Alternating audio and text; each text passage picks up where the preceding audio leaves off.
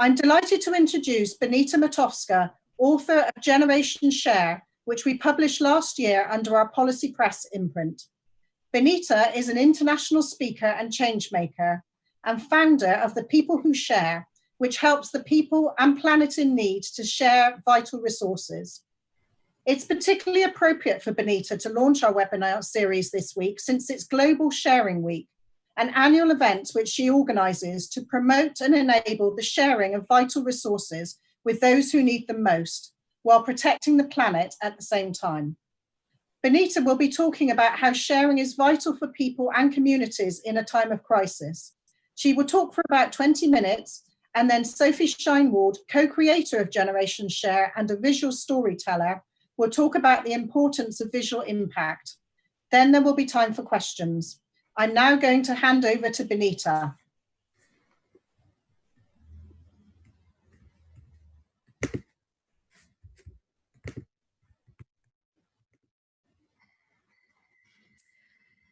Hello, well, I'm delighted to be here for Global Sharing Week, though of course we are living in unprecedented times. I'm here to talk about crisis, chaos, COVID, the need for change, and why sharing is more vital than it's ever been before. May the 25th, 2020. I can't breathe. These were the words spoken by George Floyd as white police officer Derek Chauvin knelt on his neck, pinned him to the ground, and killed him on a Minneapolis street. George Floyd is the latest in a long history of Black Americans killed in police custody. Rightly so, the world has responded to the abhorrent racism that's prevalent in our society. Change is coming because it needs to. This is what Obama had to say. I want you to know that you matter. I want you to know that your lives matter, that your dreams matter. And when I go home and I look at the faces of my daughters, Sasha and Malia, and I look at my nephews and nieces, I see limitless potential that deserves to flourish and thrive.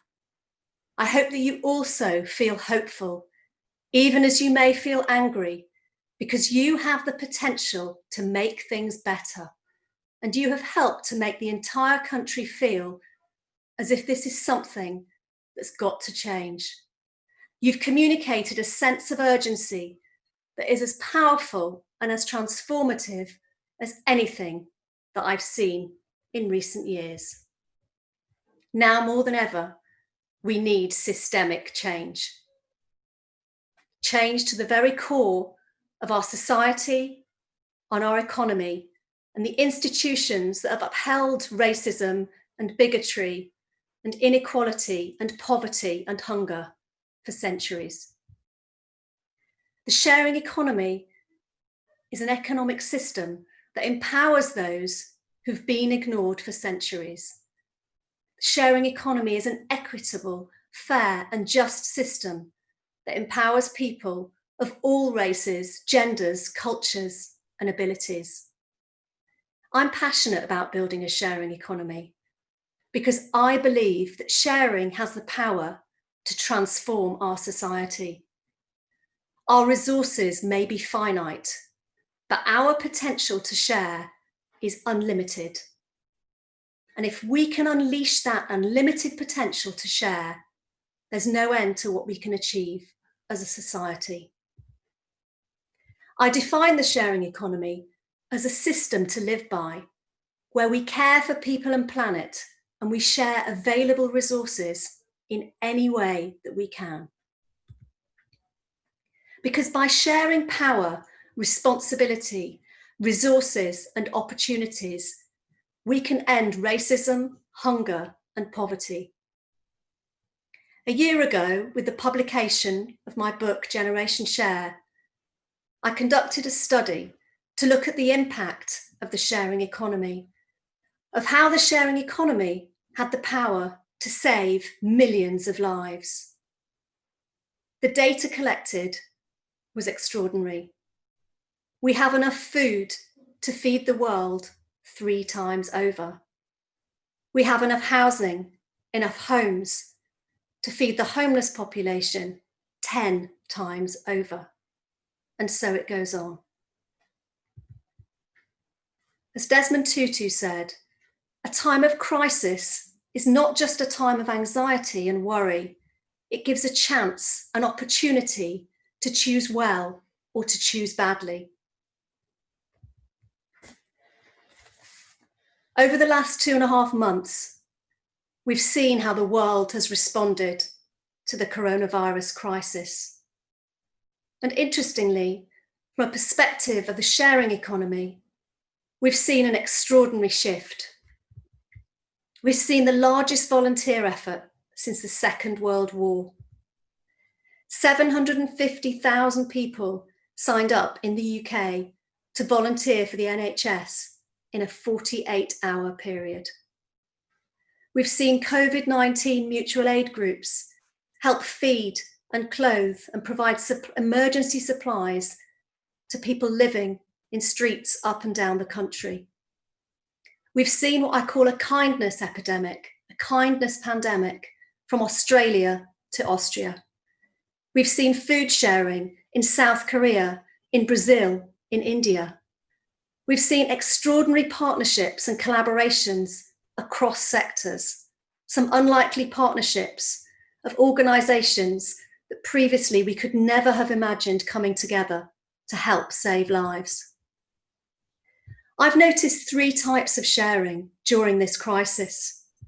Firstly, we've seen this shared action, volunteering and social action, where people have come together and taken action to support each other, to help save lives. We've also seen shared understanding, a value shift. People have been staying at home in lockdown the world over. They've had the opportunity to reevaluate their lifestyle, to consider how damaging to the planet hyperconsumption is, and carbon. We've seen the lowest levels of traffic since 1955, and with a 95% reduction in flights back in the middle of March, we have seen the planet starting to breathe. Blue skies over Shanghai and Delhi, fish swimming in Venice canals. It's been extraordinary. And how ironic that at a time when human beings tragically have been struggling to breathe, the planet has been finding its breath. We've seen a sense of gratitude, people becoming more and more aware of what they have, more and more appreciative of those near to them. At a time when we've been locked in our homes, we've had to really reconsider what's important. We've had to think twice before we run out to buy something. We've had to think about what are the impact of our actions. We've also started to value those who are most valued in society or most valuable to society, those key workers that have been on the front line, saving lives. But we've also seen, and perhaps most importantly, the emergence of a shared responsibility, an understanding that we have been in this together, that we've needed to come together to appreciate that through social distancing, by putting others before ourselves, we've been able to save lives. We now need to take this shared understanding to apply that in lots of different contexts, to consider how by understanding that shared responsibility, we can tackle these problems deep-rooted of racism and problems such as climate change. We all need to share in that responsibility, because sharing and a sharing economy is about creating a new system, a system that works for people and planet. But to change that system, we need to change the narrative. We need to tell different stories. We need to elevate the status of what is good and what is positive and what is possible in order to change. Now more than ever, we need to tell these positive, hopeful, inspiring, diverse, just, fair, transformative stories that challenge the status quo and create a better narrative. We must challenge the status quo. The status quo leads to tragic, atrocious incidents like George Floyd being murdered by police in the US. The status quo leads to mountains of food waste whilst millions starve.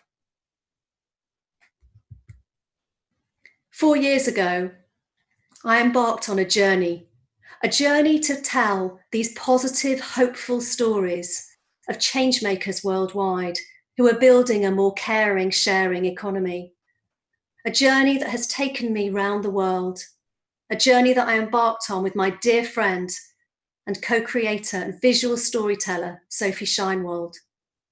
Through this book, we wanted to make these powerful stories visible so that people the world over can see that change is possible, that there are extraordinary people of all demographics that are transforming communities.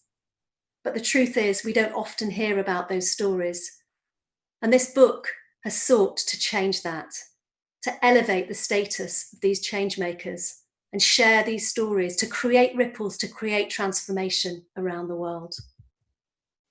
I'd like to share a few of these stories with you and also to talk a little bit about what these change makers have been doing during this crisis.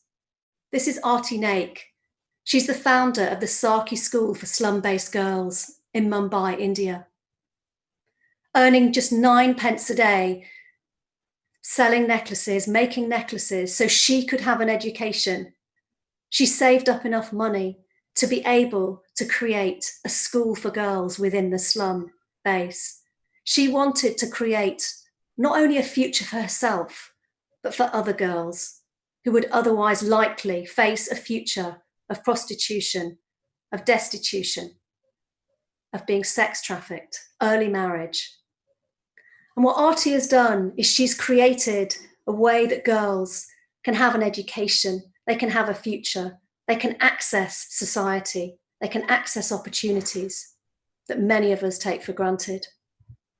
During this crisis, Aarti has been not only distributing food and grain for the slum-based community, but she's ensured that through her digital school, girls have been able to continue their education safely at home.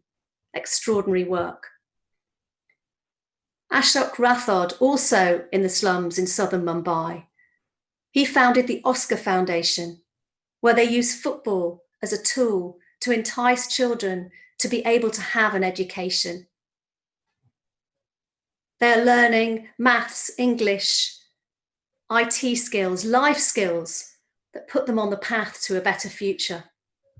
During this crisis, Ashok and his team have distributed supplies, emergency supplies to over 5,000 families in the slums. These are the change makers that despite the crisis, they make the positive choices that Desmond Tutu referred to. The choices that we all need to make in order to build this better system, this better, fairer, caring, sharing world, a sharing economy. This is Alex Stephanie, the founder of Beam. Be Amazing.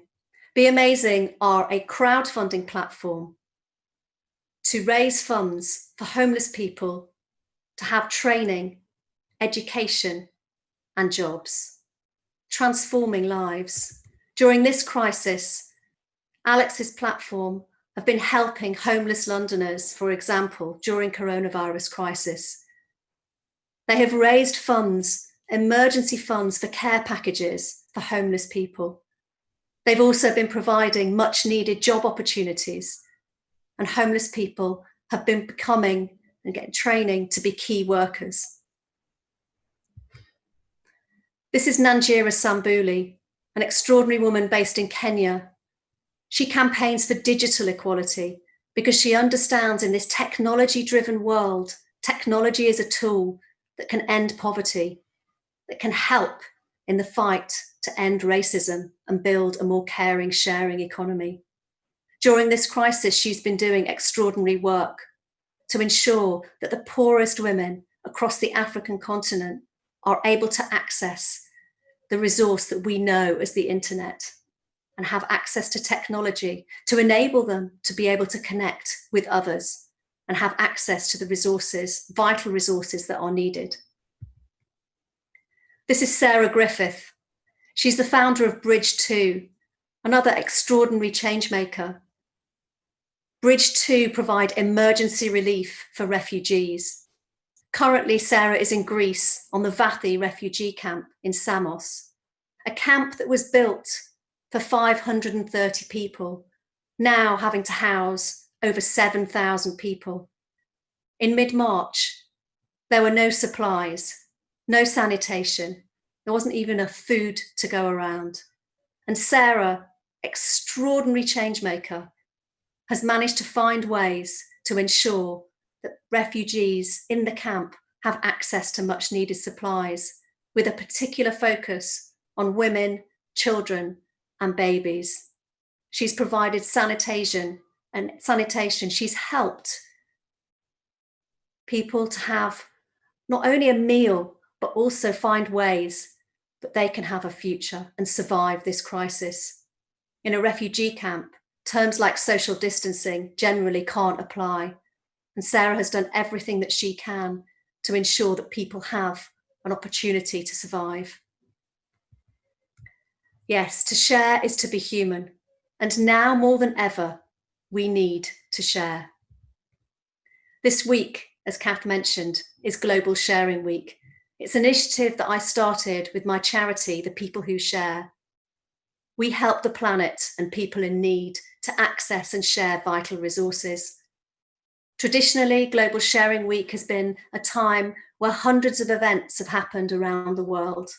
This year, our focus has been on running a virtual campaign, but providing a one-stop resource where people can access all kinds of projects of impact on our global map. Anyone who's listening to this, who has a charity, who knows of an initiative that is supplying vital resources, can put those on our global map at globalsharingweek.org. Inside each of us is a change maker, just waiting to be unleashed. The current crisis is an opportunity to do just that. Now, more than ever, we can all play our part, because we are all Generation Share. Generation Share, sharing lives inside all of us. Sharing is everywhere if we look for it. It's in our homes, our communities, our schools, our businesses, our cities, our villages. It's within each of us in unlimited supply. Sharing isn't an age thing, a gender thing, a culture thing. It's simply a human thing. As Generation Share shows, to share is to be human. Yes, change is going to come, because change needs to come.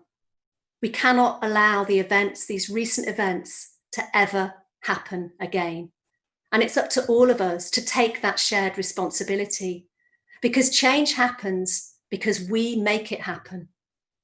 So the question is, are you ready to change? I'm Benita Matofska. Thank you for sharing.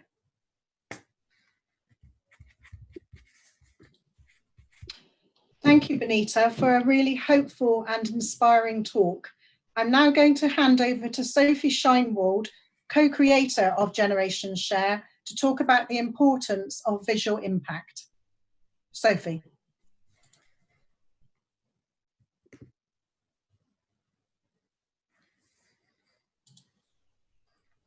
We can't hear you, Sophie.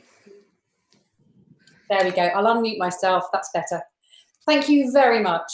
I really loved what you said, Benita, especially about the shared understanding, responsibility, and action. I think that really sums up the sharing that I've seen in these last weeks. And while we're faced with inequality, we need to know that we can each do something about it. We can each understand and take responsibility and do something. And for my part, it's about the power of visual imagery. As a photographer, I'm really interested in the story behind the image. And I believe it's time to show the faces of people who are making a positive impact. You know, we're on social media quite regularly, and we've seen how that has impact in how people have been sharing their photos and how they've been feeling enraged and wanting to mention something on social media that's valid. As Benita pointed out, you know, and through Generation Share, we want to show the positive stories. And I believe that by inspiring others and finding inspiring stories is the way forward. So I'm asking people to join me in sharing a photo of inspiring people that you know. So if you photograph someone who has inspired you, please share it and tell us the story, make it public. I believe the more we see these positive stories, the more the narrative can change. Photography is powerful, and let's use it whilst we're using our social media. And the example for me is NaN Jirisan. What she said was really inspiring. You saw a picture of her earlier in the slideshow. She, as you say, she's a researcher. She promotes digital equality, particularly for women. And what she said is this: I can go into a room of men and be the only black woman, and I have to keep showing up, because unless I do, one day that door is going to be locked.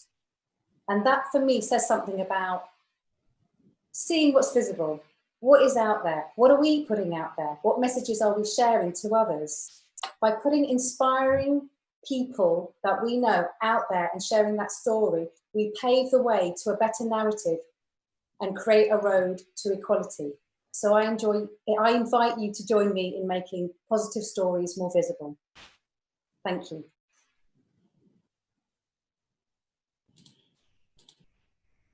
Thank you, Sophie. Now, we've had some questions come in for both of you, so I'm just going to ask you some of those questions. Please feel free to ask more questions using the Q&A function below. We've got some time, so I think Benita and Sophie would be pleased to take any questions that you'd like to ask. So first of all, probably to both of you, but particularly Benita, do you think the sharing economy will grow because of the pandemic? I do believe the sharing economy will grow, and actually we're seeing evidence of that. I mentioned about the extraordinary volunteer effort, and remember, volunteering is a huge part of the sharing economy. We've also seen a different kind of sharing. We're using technology much more frequently. I've seen a very early study that shows how there's been a huge increase in the number of, in the amount of contact that we have, digital contact with our families, our relatives, our loved ones, people communicating much, much more frequently. I can certainly say that's true of my own experience in terms of my parents who live in Leeds. I live in Brighton. And for many of us, this is how we've been able to be in daily contact and regular contact with those that we love and care about. But also, we've also seen, I mentioned this kindness pandemic, and I think that's really interesting because, you know, people are starting, I believe that what's happened during this time is people have had that opportunity to really connect with their true selves. People have been spending more time in nature. They have been spending more time reading. They've been spending more time switching off. Because, you know, as this huge shift has happened and we've had so many choices and so many restrictions placed on our lives, we've really had that opportunity to become much truer to ourselves. And I believe this is how the sharing economy is really able to flourish. So absolutely have I seen an uptake in that. Also talking to some of the sharing economy projects and initiatives, certainly organisations are seeing an upsurge in the number of people volunteering. Volunteering is, you know, is incredibly popular at the moment. People have wanted to make some kind of contribution. So I think that's really interesting. But also a lot of the sharing economy businesses, for example, have found that, you know, there are all kinds of ways in which people are engaging with them as well. People have wanted to do something, wanted to take some kind of positive action. So I find that really encouraging and inspiring. Super, thank you. Next question. What practical things can we as individuals do to play a part? Well, I mean, I think that, you know, one thing that's very, very simple is on a morning, I often say to myself when I get up, what can I share today? What can I do? All of us can do something. I mentioned this whole idea that each of us has this unlimited capacity to share. And I think that just by having that as part of our daily routine, asking that question, what can I share today, everybody can participate. I talked about these mutual aid groups that have been happening on my street. For example, there's a very active WhatsApp group, and people will ask something if they need something. People who've needed shopping supplies, a disabled couple that live across the street needed food, they needed meals preparing for them. And so, you know, people in the street have really come forward. And I know this is replicated up and down the country. So I believe there are all kinds of things that we can do. I mentioned volunteering. There are so many charities and organizations that need volunteers. And also, you know, take a look at the Global Sharing Week map. There are all kinds of projects there where people can get involved, be inspired. We can all do something. And I'm sure, I know, Sophie, we've been having conversations, haven't we, about all the different kinds of activities that people have been involved in. And, you know, you've been involved in a new project of your own. I just think it's absolutely the time where people want to do something. And there are so many ways out there and avenues for people to do that. I think so, and I think that if you think about what it is that is in your heart, I certainly have found this.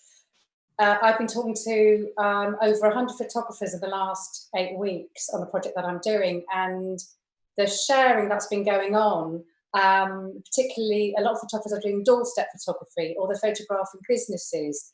And the project that I'm doing is about photographing healthcare workers. There's so much willingness to help, and I thought so. There's a lot of practical things that people can do depending on what it is, anonymous attendee, that you're interested in. Lovely, thank you. I have another question here from Maria, who says, while at the beginning we witnessed the third type of sharing that Benita mentioned, we're starting to see another wave of conflict and division, not necessarily in the UK, but my country is already visible in her, it's already visible in her country. What ways do you see to build up the trust and sense of oneness so we don't get caught in this fragmented reality? It's a really, really good question. And it's something that is very, very dear to my heart. And I come back to this. I come back to this whole idea that we need to change the narrative and we need to elevate those positive stories. So what we need to be doing is, rather than focusing on fragmentation and challenge, we need to focus on what is happening that is positive out there. Because for every example that anybody can provide of something negative that's happening in the world, there are so many more positive things happening in the world. We just generally don't get to hear about them. And that's one way that we can combat that division. Because you're right, as lockdown begins to lift, and as we've had these, you know, these incidents that have happened, this race, the whole issue of race that has absolutely blown up, as we've talked about over the last week, it's absolutely essential, I believe, that we focus on these messages of hope. And I read out Obama's quote precisely for that reason. And again, you know, through all of these challenges, we need to focus, for example, on all the peaceful protests that are happening, all the positive things that are being talked about at the moment in relation to the horrific murder of George Floyd. We need to look at how, through telling these stories, we actually really do make change. And that's what we need to focus on, because if we focus on division, we get division. If we focus on unity, we get unity. Yeah, we focus on, it's true, it's very true. Right. Yes, thank you. Got another question here from Simon, who says, what do you think will be the biggest challenge to maintain momentum of the sharing economy as we emerge out of this crisis, and how do we work to overcome it? Well, the biggest challenge is always going to be greed. The biggest challenge is always going to be that whole idea of you know, keeping something for myself, of in a way, the inability to share. When I started this work, one of the very first thought that I had when I set up the People Who Share, and when I came to develop the whole idea around the People Who Share 10 years ago, it was this thought, the first thought that came to me was, what's wrong with the world is there's a shortage of sharing. But then I went on to think we can fix that, because we need to unleash this unlimited capacity to share. And so in terms of keeping up this momentum, it's absolutely vital, and I come back to this, that we need to elevate the status of sharing and understand the impact that it can have, and demonstrate that and focus on that. Because there's no doubt that there are all kinds of challenges. How do we, for example, stop people from going back to their really careless ways in terms of how they treat the planet, in terms of, you know, consumption, flight travel, car usage, all of these things that have been so much part of our everyday lives. And I hope that by having that experience, of walking down a deserted street and being able to hear the bird song incredibly loudly and talk to a neighbour at safe distance on a doorstep and actually take that time to have a conversation, that people have had these experiences that they won't forget. But I believe that we will need to constantly remind people of that and to talk about the positives that have come out of all of this, in order that people don't simply revert to that old behaviour, those bad habits. We need to create good habits. But I also believe there is a process here, and there is an absolute role for governments, for policymakers, because it is essential now more than ever. We need to have legislation that enables us to combat climate change. We need to put restrictions on bad behaviour that damages the planet. We need to provide incentives for people for good behaviour, because when people do have incentives, and often they do need to be financial incentives, then of course they are much more likely to follow those guidelines and those policies and those laws. So I believe that, you know, there are so many players in all of this. There are so many actors that can be involved in all of this across sectors. We can all do our bit to ensure that we don't revert back to bad habits. Thank you, Benita. I've got a couple of questions, I think, just to finish up for Sophie here on the visual side of things. So first of all, photojournalism can be really key and important for social change. What is it about photos that can stir us into action? And also, can you recommend any social and visual storytellers to follow? As you mentioned, social media. I've got a list of I can add things to the chat later for who to follow, but there's a lot of fantastic photographers out there that are doing incredible work. And like I said, from the doorstep photography to people that are going in, photographers that are going into hospitals and covering stories of you know, healthcare workers right now. So so the question about, remind me the beginning of the first bit of the question. So there's social media. What is it about photos that stir us into action? That stir us into action. Okay. So a photo, perhaps on its own, needs a story with it. So, for example, in Generation Share, you have these photos, and they're connected to the story, and they bring to life the story. And so earlier I mentioned about sharing. Let's say there's somebody that you know that inspires you. You share that, but you share it with a story. It puts that impact there, and it's the photo that makes an imprint. We're making imprints all the time when we're looking. We're making imprints in our mind. So a photo makes an imprint in the mind, and that alongside a story, alongside a message, makes the imprint really strong. So in that way, I think that's how photography makes an impact, and that's how, like with Generation Share, for example, when people flick through the book, when we've been to book launches, they've gone, they feel the connection to the person. If it was just the words alone, it may not have the same impact. So together, the story and the visual image brings impact together. If that answers. I think we just got time for one more question, and probably back to you, Benita. For many people, the sharing economy means the sharing of resources without a financial transaction. You have a different view on this. Could you share how it's different, and how does it build sustainable living in today's urban lives? Well, the sharing economy is that there are a lot of misconceptions about the sharing economy, but it's incredibly broad. It's incredibly broad, and it's what I call a hybrid economy, because what it does is it recognises different forms of value exchange. So you've got economic value exchange, you've got social, and you've got environmental, and all three are integral to the workings of the sharing economy. So, for example, there might be a financial transaction, but actually what you're doing is you're accessing a shared resource rather than owning something outright.